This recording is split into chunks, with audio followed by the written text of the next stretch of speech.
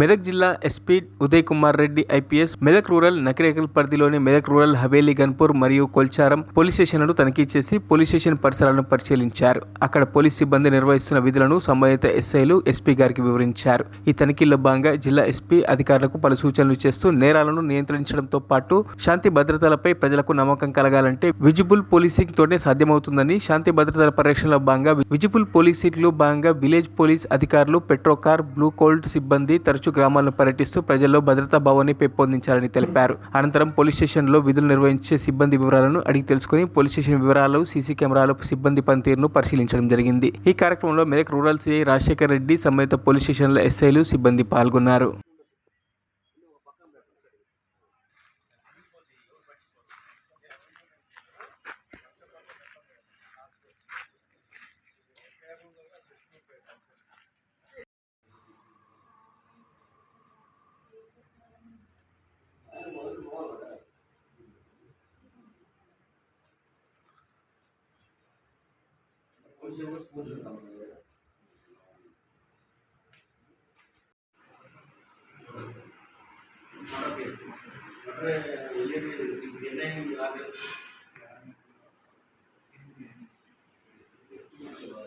మరిన్ని అప్డేట్స్ కోసం మా ఛానల్ని సబ్స్క్రైబ్ చేయండి.